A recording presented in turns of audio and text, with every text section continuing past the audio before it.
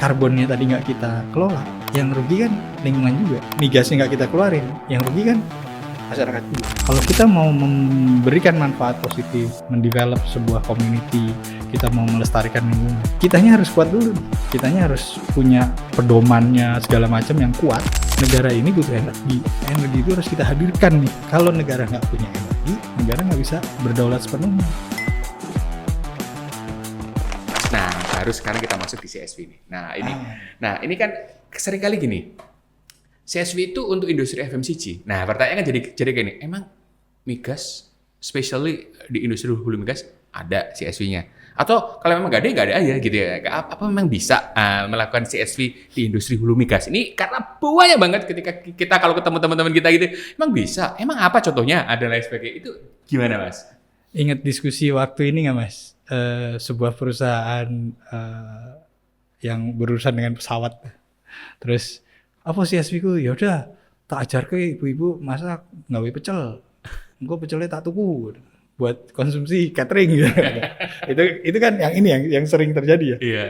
Karena semua ini menariknya CSV itu kita di FMCG kita udah done ya. Udah kita mau formulanya. Iya, oke. Dan itu alhamdulillah berkah sampai sekarang masih berjalan. Masih berjalan. Ya mudah-mudahan itu bermanfaat buat semua. Amin. Nah, di hulu migas, aku jualan apa Mas coba? Lah, sumber revenue-nya kan minyak mentah dan gas bumi. Apa tak pikul-pikul minyak mentah terus bikin ini kan enggak Mas? Iya, benar. Beda sama FMCG, dia produknya udah jadi.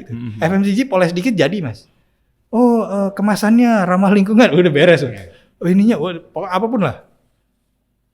Petani sebagai pemasoknya dikelola gini-gini, udah selesai CSV-nya. Di sini kita ini challenging. So tadi bahwa tidak harus kita berpatok pada end product yang ini karena dunia udah beda gitu, ekstraktif dengan itu beda. Nah, ketahanan energi itu menjadi fundamentalnya. Yang kedua, revenue maker-nya di mana? Itu yang harus kita identifikasi dulu.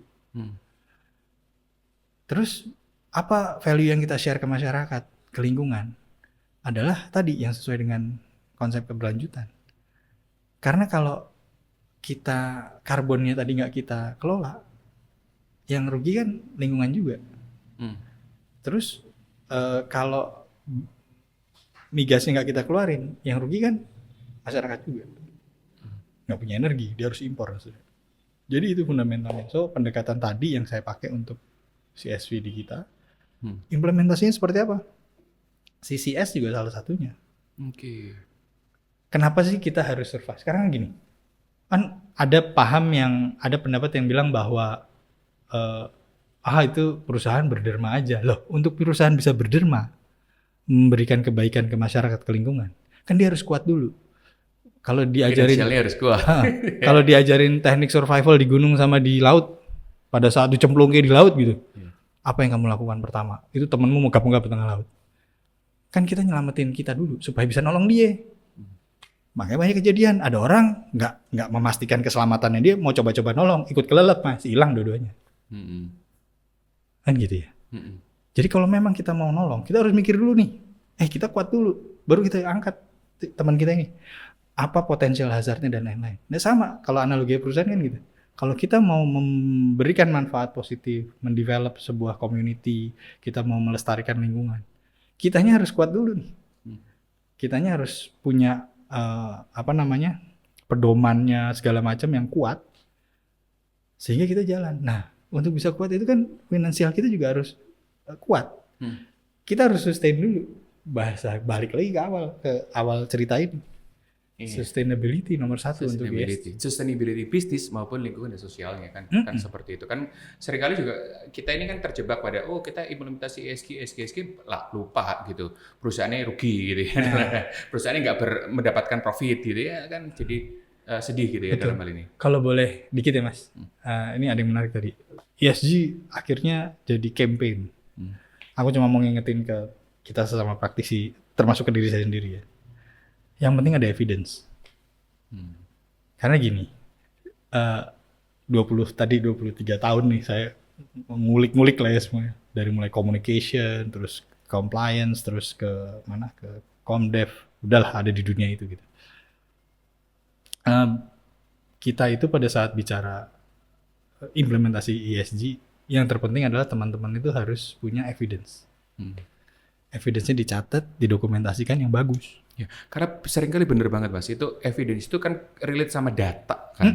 Nah, kesediaan data itu seringkali susah gitu ya. Jadi data stewardship itu waduh, itu memang prosesnya memang kalau di konteks perusahaan seringkali kita ketemu teman-teman gitu, waduh susah, aduh tarsok ngeliat dulu, cari dulu dan lain sebagainya kan gitu. Nah, evidence-nya nggak ada dalam hal itu. Kami yang besar di dunia komunikasi itu Mas, sesuatu yang biasa-biasa aja bisa jadi menarik loh. Iya, jadi bahan gitu ya. Dengan narasi yang bagus. Emang ilmunya begitu Mas gitu ya. Emang kita dibesarkan untuk berbuat itu, untuk melakukan komunikasi positif. Kita itu udah embedded di dalam. Tapi jangan sampai bicara ESG datanya nggak kuat. Itulah kenapa segitiga tadi aku bilang fundamentalnya dua ini nih. Kalau dari Komsek, ini aku kecilin ya ke mikronya itu ke CID tadi. License to operate sama mitigasi risiko. Ini dulu nih. Matengin, buktikan bahwa ini yes gitu, bahwa ini oke. Reputasi akan datang sendirinya. Jadi nggak usah kita crafting ina-inu macam-macam terus malah nanti kita mana buktinya kan malah repot sendiri. Jangan, ini buktiin dulu nih. So bicara ESG yang paling utama adalah data dan evidence. Itu ini sekedar nyisip-nyisip. Ngingetin diri sendiri. Iya. Memang itu masalah sih gitu ya. Akhirnya kalau datanya nggak ada, evidence nggak ada, jadi kayak dalam tanda kutip greenwashing karena juga tren juga dalam. Iya, khawatirnya nggak niat greenwashing sama sekali nggak ada ya gitu kan. Kita bikin positif aja nih. Nah, nggak ada niat bohong kok, cuma mana buktinya? Ada di mana? Ada Piggy kan, ada repot. Di mana gitu. Banget. Nah, Mas kembali lagi ke CSV tadi. Ya, kan Mas Arya tadi sempat menyampaikan kepada kita bahwa ada yang pertama adalah terkait dengan reconciling product and market. Ya, kemudian yang kedua ada redefining productivity in the value chain, dan yang ketiga enabling local cluster development. Ketiga ini CSV, kalau katakanlah Mas Arya tadi bisa ya di industri rumah tangga. Atau saya kembalikan, emang harus CSV, kenapa nggak CID aja? Atau memang bagaimana dua-duanya ini ya? Kan gitu jadinya. Ya, sebenarnya sih kebutuhannya aja ya. Kalau memang teman-teman di industri ekstraktif itu mau bikin CSV ya bikin aja. Yang penting mapping dulu, bisnis mappingnya, social mappingnya, potential environmental mappingnya semua itu komplit gitu. Komplit ya. Jadi sepanjang value chain-nya tadi deh. Kan yang poin ketiga tadi ya, yang masalah local cluster development, hulu migas, PHE ya, PHE khususnya, itu tingkat TKDN-nya lebih dari 60% Mas. Wow, lebih dari 60%. Targetnya cuma 58. Iya. Jadi artinya apa? Kalau kita sustain perusahaan ini sustain, itu impact-nya kan luar biasa Mas. Jadi tingkat kandungan dalam negeri yang terserap itu lebih dari 60%. Dan ini positif buat negara ini gitu. Nggak usah bicara berat-berat dulu deh. Dari serapannya berapa sih? Kan mau ngukur nih, bicara parameter ya. Ngukurnya pakai apa sih? TKDN ini berapa sih? Di Google aja itu ada 60%. So local cluster business development dan lain-lainnya itu bisa tumbuh kalau industri ini tumbuh. Sederhananya gitu. Nah, kalau mau seperti apa ngulik lagi mungkin nanti ada di sini bagian pertama babak kalau di film-film part 1 to be continued gitu. Gak rampung-rampung kok Mas. Panjang itu pasti. Iya. Nah, artinya gini Mas, CSV itu perlu nggak? Anda tadi kan bisa menjadi pilihan, perlu nggak sih di industri migas mengingat banyak banget tantangan gitu ya, baik tantangan lokal, global, isu-isu terkait dengan keberlanjutan maupun tanggung jawab sosial, ini masih diperlukan nggak sih? Atau udahlah nggak usah ngomong CSV, yang pasti aja gitu, seperti apa Mas? Perlu. Ini keren. Mantep aja, perlu. Karena bicara sustainability ujung-ujungnya ke sana Mas, ke satu kata itu aja. Kalau kita mau sustain, kan license to operate tadi ada yang sosial, ada yang formal, itu kan intinya dukungan. Dia nggak akan dukung kalau nggak ada nilai tambah kan. Masyarakat kan simple ya, what's in it for us gitu ya. Kita juga semua kan gitu ya, what's in it for us, pasti kan gitu dulu ya. Betul. Kalau didukung sustain, So share value yang kita berikan kan juga harus bisa membangun itu gitu. Iya. Nah, Jadi, ini keren banget Mas. Perlu. Nah, Mas boleh nggak sharing gitu ya agar teman-teman yang dengerin atau ngelihat social impact talks ini mendapatkan inspirasi gitu ya.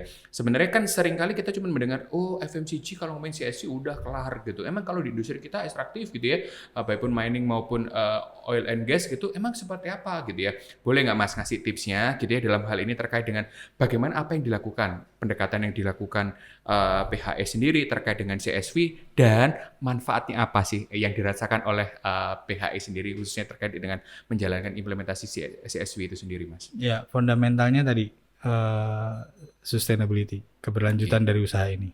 Baru berangkat dari situ kan berarti kita akan memetakan potensi revenue-nya masuk dari mana. Kemudian juga potensi risikonya ada di mana. Itu di mapping dulu semuanya. Terus bagaimana kita mapping potensi pengembangannya. Dulu tuh ada istilah yang Mas Rio juga sering sebut adalah business mapping-nya. Business mapping. Sama apa yang bisa kita create bersama ya, itu bisa dengan akademisi karena beda-beda ya Mas. Dan beda juga lokasinya. Jadi PHE sebagai subholding upstream ini kan membawahi 5 region ya. Dan di dalam region itu ada puluhan anak perusahaan ya. Totalnya lebih dari 68 anak perusahaan kita. Karena ini amanat undang-undang, satu wilayah kerja, satu entity. Tapi anyway, itu kan saya cuma mau menggambarkan bahwa di setiap titik itu ada perbedaan, ada kekasan, ada segala macam. Konteksnya kan beda-beda. Lokal konteksnya berbeda, Lokal konteksnya, local wisdomnya, segala macam beda-beda. Nah, jangan langsung berharap sapu jagat gitu. Gebrahuyah gitu ya. Beda dengan, sekali lagi ini beda dengan FMCG. FMCG itu cenderung applicable. Kalau ini enggak. Jadi memang harus customize. Tapi nggak usah ribet-ribet, nggak usah ini. Yang makronya apa sih? Tadi aja. Apa sih yang sebenarnya ada risiko yang paling gede yang harus kita kelola apa sih? Emisi kan? Jadi kita pikirin emisi aja tuh. Tinggal bagaimana kan kita habis itu harus menjustify value buat ke perusahaan apa, value buat ke lingkungan apa kan gitu ya? Ya kan? Nah, baru di situ didalamin. Jadi sebenarnya memang nggak semudah yang dibicarakan di umum yang ada beberapa jurnal dan pengalaman teman-teman di company lain. Tapi di ekstraktif hulu migas ini memang punya keunikan. Dan itu yang teman-teman juga perlu mappingnya benar-benar detail ya. Iya, oke, keren banget. Mas, boleh nggak sharing gitu ya terkait dengan kan biasanya kan teman-teman ngelihatnya gitu ya, jadi bagian studi kasus di industri hulu migas itu program CSV-nya PH itu apa sih Mas gitu ya dalam hal ini? Ya, jadi tadi ya konteksnya ya, kita tempatkan konteksnya dulu. Desa Energi Berdikari itu dalam beberapa pendekatan bisa kita bawa ke sana. Ini flagshipnya dari holding ya, dari Pertamina Holding. Kata energi merupakan satu kata yang merepresentasi kita.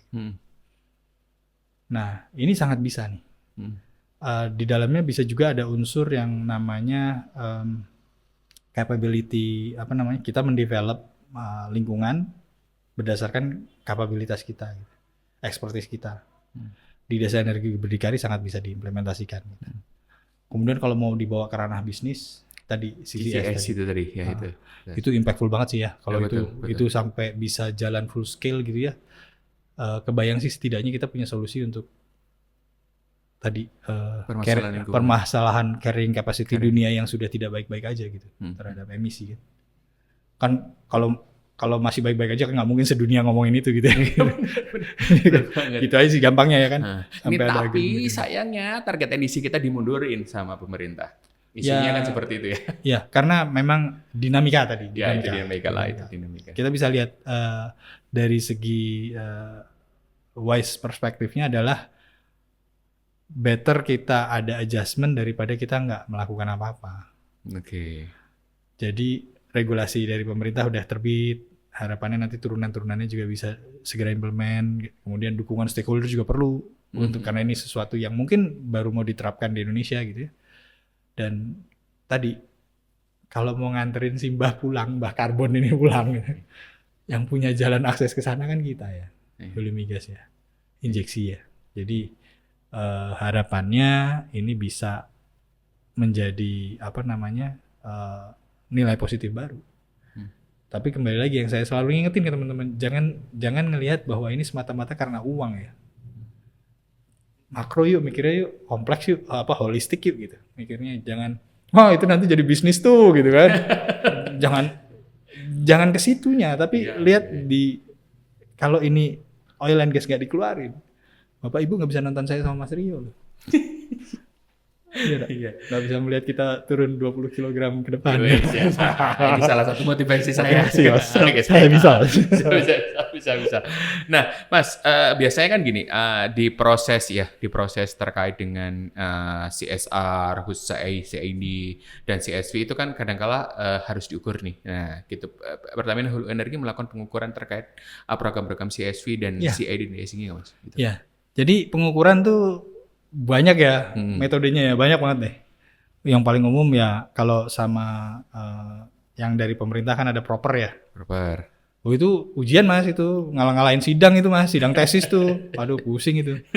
Karena kita evidence ya sama lah, itu kan kajian segala macam harus disiapkan. Iya betul. Ya sama pusingnya lah kayak lagi nyusun disertasi lah apa segala macam. Itu ada sidangnya, ada ini, ada kita ditanya-tanya, di visit, dilihat evidence-nya. Tadi makanya saya bilang jangan terlalu banyak pendekatan sastrawinya dari sebuah laporan gitu. Betul, karena takutnya kepleset, kita nggak punya evidence kan malah salah gitu. Okay. Nah, proper itu menjadi salah satu tolak ukur ya buat kita, parameter juga. Dan alhamdulillah pendapatan perolehan proper mas kita juga cukup banyak ya. Berapa Mas? Di browsing aja biar websiteku ada yang visit. Tadi kira sombong nih karena banyak banget ini. Cari aja di Google PHI dapat proper mas berapa gitu. Iya, tapi jangan lupa di visit ya, dan follow Instagramnya juga, like, share. Izin jualan Mas. Nah, itu juga bisa proper. Terus nih teman-teman, insya Allah bulan depan kalau nggak salah kita berangkat ke UN Global Compact Event. Dan kita alhamdulillah PHE ini tim PHE ini PHE Group ya, karena ada juga teman-teman dari Regional 3 yang akan partisipasi. Itu terpilih menjadi pemenang ya dari 6 kan dari UN Global Compact itu memilih ada 6 perusahaan, dan kita satu-satunya dari Pertamina tahun ini gitu. Waduh, congratulations loh. Mewakili Indonesia ke sana. Jadi mudah-mudahan nanti di event UN itu juga ada nilai tambah yang bisa kita berikan. Jadi banyak Mas. Ini kita kan tadi udah serius-serius, ini yang fun-nya lah, fun. Jadi cara mengukur yang fun tuh banyak. Lomba-lomba itu kita ikutin, kita juga lihat ya profil lombanya ya. Jadi ini kompetisi apa sih gitu. Karena kita harus submit paper, itu teman-teman semangat banget. Reporting aja ada ininya gitu. Jadi kalau untuk mengukur sukses, ini aku udah lomba itu kita ikuti adalah untuk tahu saya ada di mana. Ini yang paling simpel ya. Kalau yang parameter lain ada lah ya, itu bisa diukur kayak kalau sustainability report, terus ada yang apa namanya Mas di SROI gitu ya. Ada yang di assurornya, terus kalau untuk yang community development ada pendekatan SROI gitu ya yang dipakai kerja sama kampus-kampus ya. Itu biasa sih. Tapi kita harus bicara fun partnya dulu ya. Karena at the end recognition itu kan menjadi spirit. Kalau kita udah bikin terus nggak ada recognition-nya ya, semangatnya kan harus kita maintain nih. Betul. Semangatnya tim kita nih. Jadi leaders part adalah mengencourage mereka untuk bisa jalan, untuk bisa terus improve dan untuk bisa terus naik gitu. Nah, forum itu yang bisa menjadi recognition yang positif. Oke. Keren.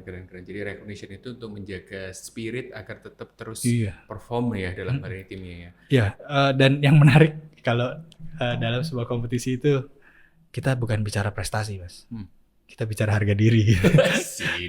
Jadi emosinya beda Mas. Jadi kalau coba prestasi ya udah piala bisa bikin lah ya di mana gitu, gampang lah gitu kan.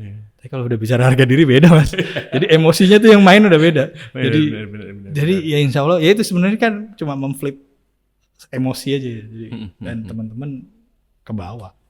Oke, Mas tadi kan ngomongin bagus-bagusnya prestasinya.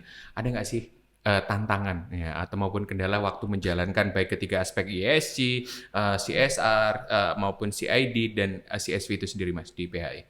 Ya, tuntutan eksternal kan banyak ya Mas.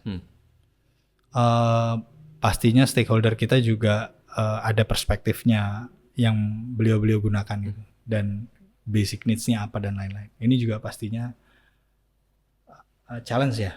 Kalau dibilang hambatan sih, aku nggak mau ngeliat hambatan kesana kan negatif gitu, terus pesimis gitu. Aku ngeliatnya ini challenge kan berarti ada peluang gitu.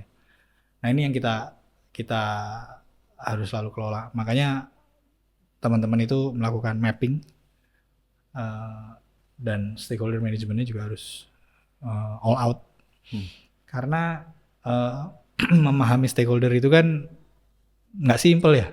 Apalagi tadi ya bentangan operasi kita nih, ya, itu baru yang domestik ya, bicara luar negeri beda lagi. Betul.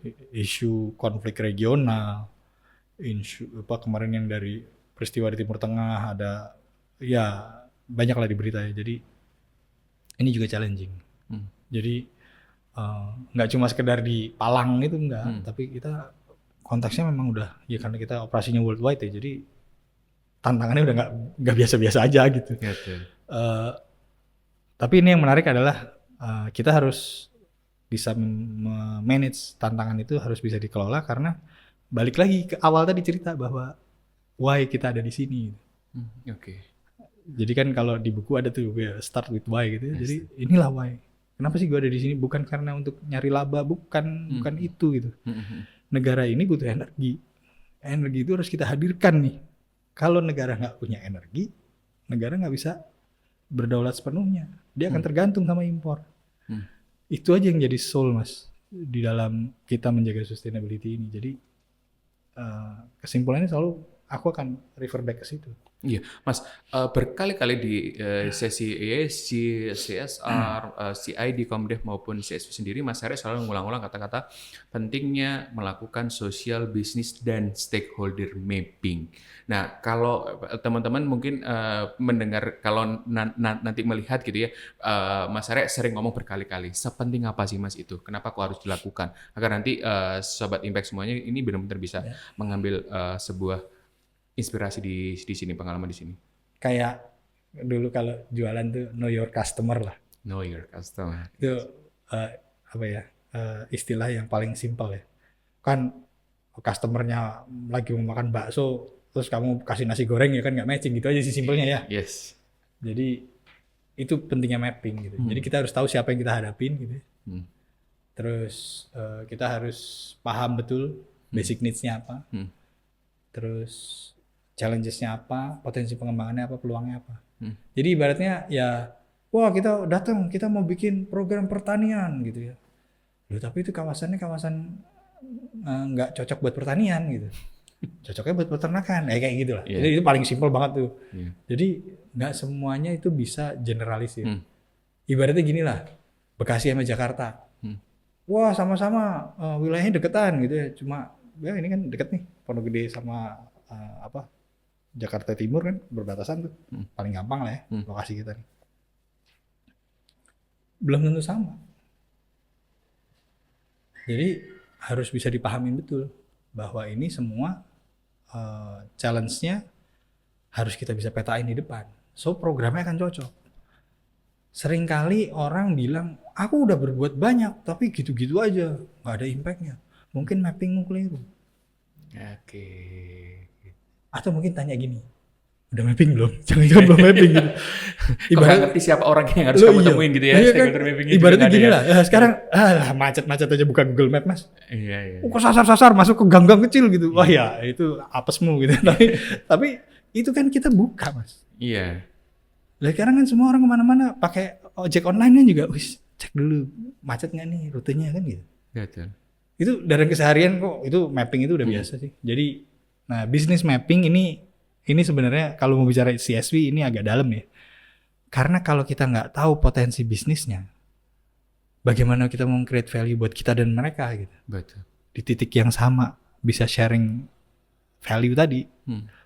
Nah itu additional tuh. Iya, karena di CSV dituntut ada manfaat positif kepada perusahaan secara langsung gitu ya. Iya. Nah, ini luar biasa. Jadi nggak donasi aja gitu Nggak kan. donasi. Gitu. Oke, Mas, last nih dalam hal ini. Nah, ini kira-kira Mas Arya bisa memberikan apa ya dalam hal ini saran gitu ya, saran terkait dengan bagaimana sih implementasi ESG, kemudian implementasi CSR, CID atau Komdev maupun CSV sendiri untuk seluruh perusahaan atau Sobat Impact semua, baik itu di industri hulu migas maupun di industri lainnya. Pertama, why tadi. Find your why gitu ya. Kenapa kita harus sustain? Itu aja pertanyaannya, simpel aja. Tanya, kenapa kita harus sustain? Kita udah dapat jawaban, dalemin lagi. Kenapa gitu? Tanya terus, why terus. Sampai ketemu fundamental kayak tadi aku sebutin untuk hulu migas ya. Bisa di recall nanti kalau memang detailnya. Temuin dulu itu why-nya. Sesimpel itu sih Mas. Jadi once kita udah pegang itu, yang lainnya kan tinggal udah ada Mas. Mau bikin reporting udah ada panduannya, mau bikin ini mapping udah ada panduannya segala macam. Tapi why-nya itu sebenarnya fundamentalnya itu Mas. Nggak selamanya ini melulu soal uang gitu ya. Nggak selamanya ini soal revenue. Bukan itu sih sebenarnya. Soalnya filosofinya apa sih gitu. Karena bicara sustainability juga sama ya. Wah, kita berkelanjutan gini-gini. Programmu apa? Aku nggak pakai kantong plastik. Pakai kantong kain. Ya itu implementasi itu. Tapi paham nggak sih kenapa lu nggak pakai kantong plastik gitu? Terus paham nggak sih kenapa kalian? Wah, kita menolak emisi. Loh, kamu kesini aja naik motor, naik mobil, emisimu berapa? Terus mau bicara dengan bapak yang penggiat sepeda gitu, yang bike to work gitu, kan gitu ya maksudnya gitu ya maksudnya. Betul. Jadi find why-nya dulu, itu fundamental banget. Baru terus dari setiap why itu akan ada jawaban dan itu akan jadi langkahnya. Ini mungkin kesannya klise ya, cuma aku kok dalam beberapa diskusi itu seringkali, aduh, gue berhenti dulu deh, nggak ngomong dulu gitu. Why-nya belum ketemu nih. Gitu. Jadi kan gitu ya. Kalau ini kan kita lancar nih, ngobrol dari awal sampai akhir nih, karena why-nya udah ketemu. Tapi kalau why-nya belum tak ceritain, ntar dulu ya, kita samain dulu ya. Karena nanti bulet deh Mas. Bahasanya apa ya? Ini pakai bahasa Jerman terus sendiri tadi nggak apa ya? Sesama penggiat bahasa ya. Jadi maaf ya. Jadi itu Mas, find why. Oke, luar biasa, keren banget. Jadi pastikan pertama kali yaitu terkait dengan temukan why-nya, sehingga why itu nanti ketemu why-nya lagi, five why lah ya, atau getting back to the first principle, apa ini gitu ya dalam hari itu, kemudian harus tahu, harus lakukan tadi social, business, and stakeholder mapping. Baru terkait dengan strategi implementasinya untuk mencapai benar-benar tujuan yang diharapkan oleh perusahaan. Gitu. Aku sering bilang gini Mas, ini maaf agak menggarisbawahi dikit.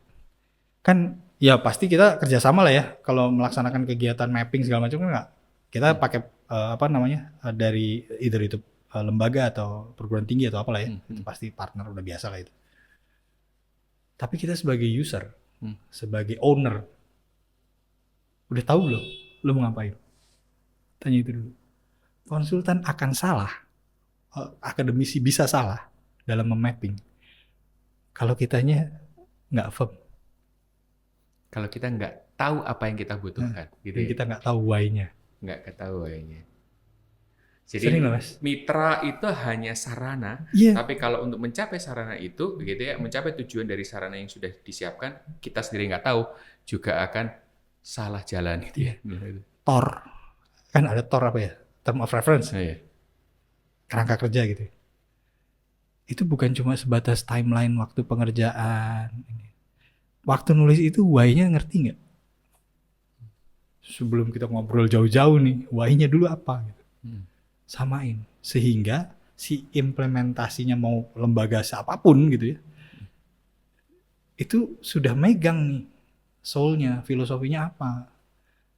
Nah ini yang seringkali jadi kelewat Mas. Pada saat kita manggung di dunia kayak tadi, wah dapat penghargaan Mas, kita ada temanku pergi ke UK, ada ke Amerika, kemana dapat piala, bangga, masuk koran.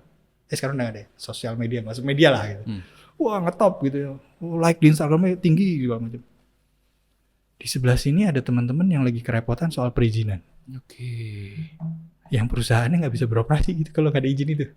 Sementara kita pegang-pegang piala, wah, Sudah gitu, menang di with mana-mana. all the glory gitu. Iya. Kok nggak kebalik ya? Poin nomor 1 apa tadi? Why we have, kenapa kita harus sustain? Iya. Itu kan belum dijawab ya. Piala itu kan nggak bisa ngeluarin minyak ya. Iya nggak sih? Iya. Iya nggak? Betul. Sederhananya gitu sih. Jadi why-nya dulu nih. Wah kita udah ini, kita dengan mapping kita bagus gini. Makanya tadi aku bilang pride atau reputasi apapun lah namanya. Biarkan itu datang secara alami, secara organik dari fundamental tadi license to operate dan risk mitigation yang konkret gitu, yang real. Itu akan datang kok sendirinya. Sekarang gini aja, masih ikutin lombanya pasti menang, guys. Kalau 2 ini kejawab. Kan dilihat. Oh, apa kamu bilang social investmentmu bagus lah, wong itu banyak demo, banyak ini koran loh, klipingannya, kok klipingan koran zaman dulu banget ya. Pemberitaan di masa gitu.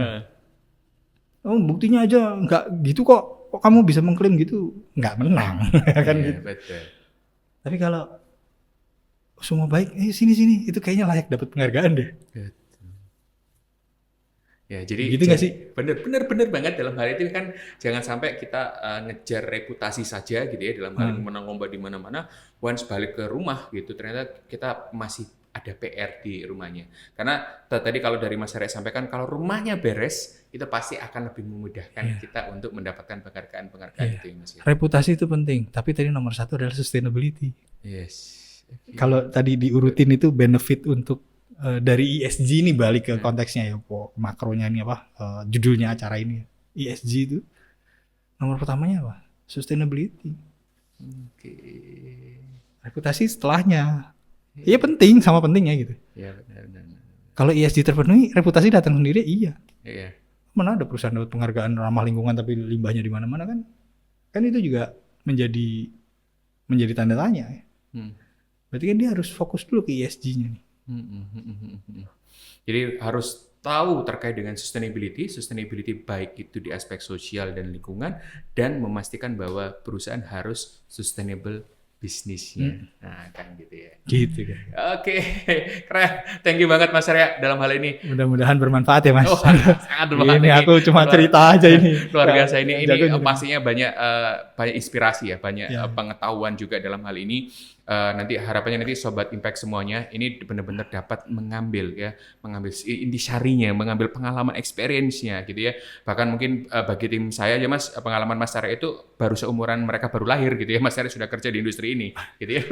Berarti tua dong gue. Thank you banget Mas Arya. Jadi itu semua teman-teman Sobat Impact luar biasa sekali lagi saya ucapkan terima kasih banyak Mas Arya atas waktu dan kesempatan ini, mendapatkan waktu Mas Arya ini sangat luar biasa gitu ya. Kita senang banget dalam hal ini di socialimpact.id bisa berbincang, bisa sharing, mendengarkan pengalaman Mas Arya sendiri selama 23 tahun di industri hulu migas. Oke, Mas Arya, thank you banget atas luar biasa ini ilmunya, luar biasa ini sharing-sharing pengalaman yang sudah diberikan. Harapannya nanti Sobat Impact semuanya benar-benar dapat mengambil pelajaran gitu ya, bagaimana nanti mengimplementasikan terkait dengan ESG, terkait dengan CSR, Community Involvement and Development atau biasanya disebutnya COMDEV maupun CSV. Itu sendiri. Thank you banget ya Mas. Terima kasih banyak Mas sudah diundang ini. Mudah-mudahan bermanfaat. Wah, luar biasa. Mohon maaf kalau ada yang salah-salah. Ada malah kita banyak mengambil ilmu nih di sini ya.